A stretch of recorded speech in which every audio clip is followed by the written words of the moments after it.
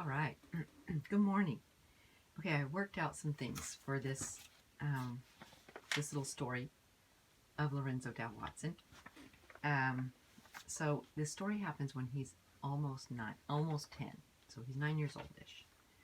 And so his mother and father, David and Susan, right, are his mom and dad. His dad was born in 1800, and this story happens when Lorenzo's 9 years old. Well, I'll just tell you. Okay, let me think. All right, so his dad is 54 years old, and his mom is 46 years old. And his dad had married Sally first, but she died. There are two girls that are alive and are being raised by their father, of course, and his new wife, which is their mother's sister. Okay, Susan.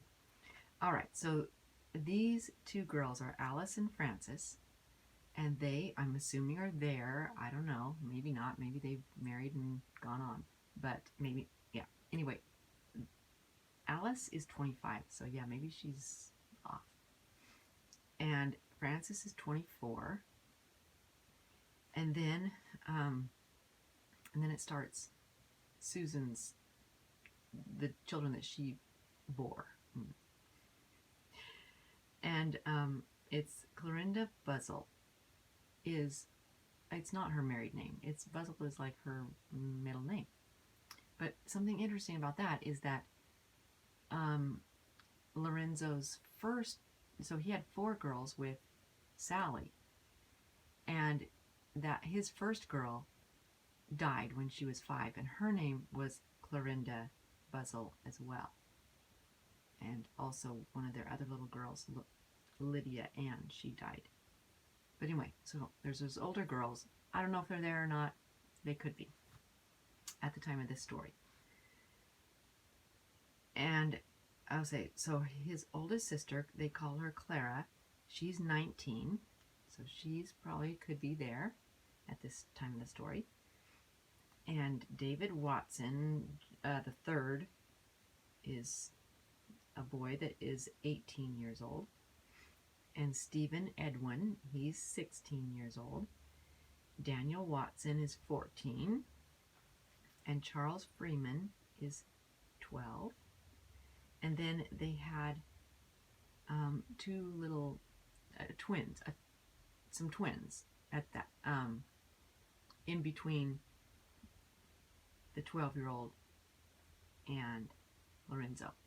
But of course they're not there. It just kind of explains maybe there's a little bit bigger of a gap. I don't know.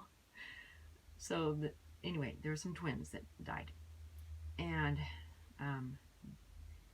then Lorenzo Dow is the next one there, and he's 9 years old. And then his little brother James Milton is 6, and the baby is Millard Fillmore. He's 3. And I realized now that Millard Fillmore, why that's, well, I don't know. It seems like a popular, something that I've heard before. And it's, he was a president of the United States. And so maybe he was one that Lorenzo's mom and dad liked and wanted to name after him. I don't know. Okay, so anyway, this is what is happening in this. This is what the family looks like when they're having this story. So I'm going to read it. Okay, Lo took delight in being the first on the farm to ride an untamed horse. The following story is a family favorite.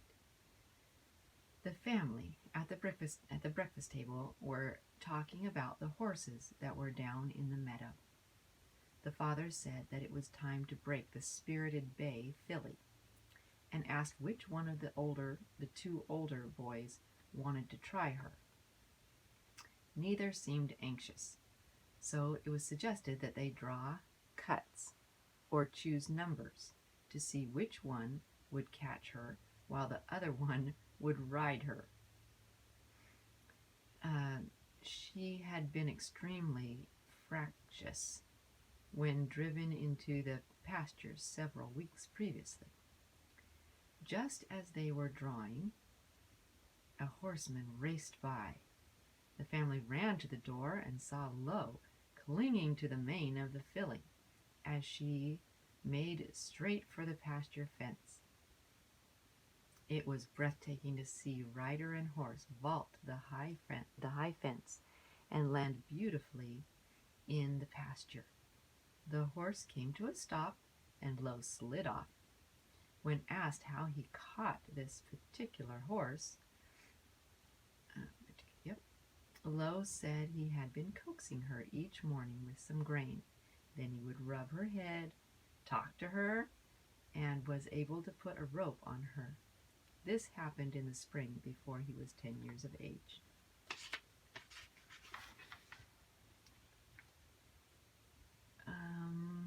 Let me finish this part. The grandfather, David Watson Sr., who lived on the other half of the house, assumed the leadership of his son's family. He felt that it was his right, and the others respected it since it was the Watson patriarch. He was the Watson patriarch, and they were taught to show him respect and love. He settled all difficulties among the children, and unquestioningly they accepted his decisions. He was a very pious man and prayed many times a day. At these times, the children respected his wishes and bowed their heads with him. Education was the first requirement in this household, and it was the grandfather who saw that the children studied their lessons during the long winter evenings. On these nights, the pine logs blazed in the fireplace, and the red apples that had been stored in the cool cellar were brought up and placed on the hearths for each one to help himself. Books and slates were used vigorously.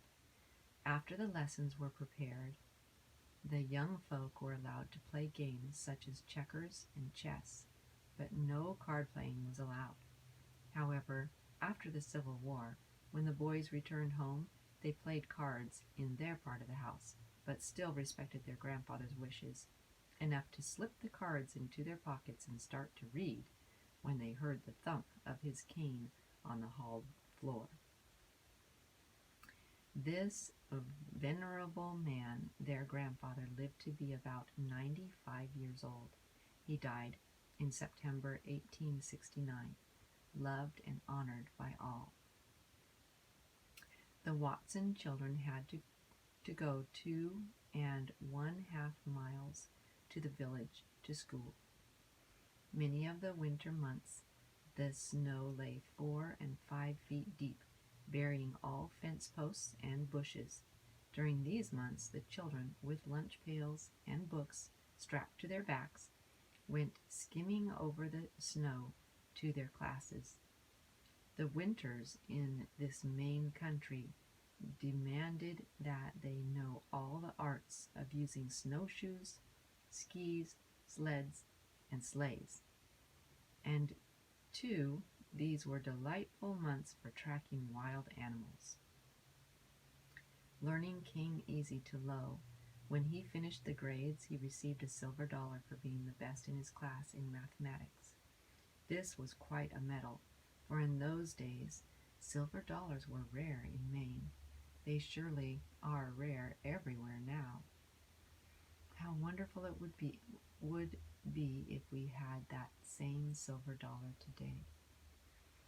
An academy was built in Limerick in 1790, the year the town was surveyed. This was burnt down accidentally and had to be rebuilt in 1851. Lo completed 2 years of schooling at this academy. In midwinter of his 3rd year of schooling at this academy, his father sent him to Portland, a seaport town 60 miles from his home with a load of vegetables and pork to be shipped south to the Northern armies. The streets of Portland were teeming with excitement, the shrill sound of the fife, the beat of drums, and the trampling of feet. For war was in the air. Men were being drafted to fill the quota of an infantry regiment of Maine. One of Lowe's cousins had joined. The story is that a man who had been drafted offered Lowe $300 to take his place in the army. $300. What a lot of money. He would be rich. He was longing for excitement, a chance to get out in the world, and here was his opportunity.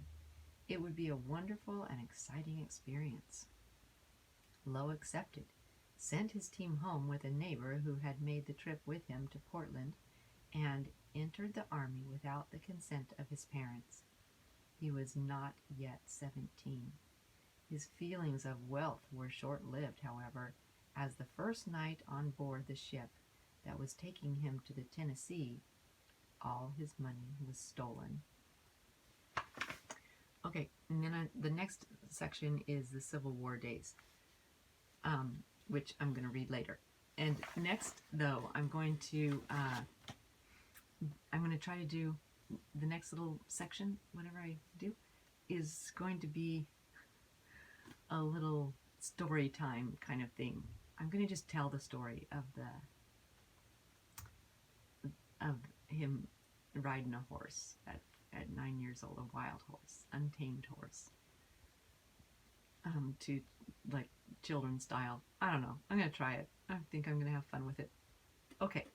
Well, we'll be back later. Bye.